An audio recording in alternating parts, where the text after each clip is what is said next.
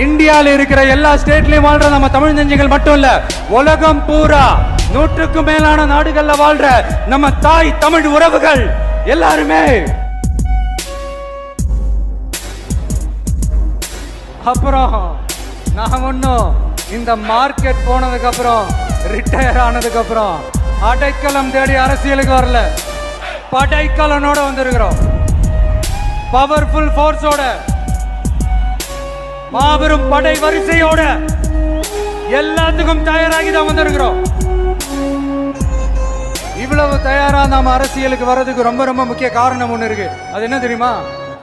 நன்றி கடன், நன்றி கடன், நன்றி கடன். உலகம் பூரா நமக்காக நம்ம கூட நிக்கிற நம்ம மக்களை நான் எப்படி மறப்பேன்? நான் என் லைஃப்ல ரொம்ப உயிரா நினைக்கிறது பெண்களை, குழந்தைகளை, இளைஞர்களை, உழைக்கிற மக்களை தான். இவங்க தான் நம்மளோட வகைரா.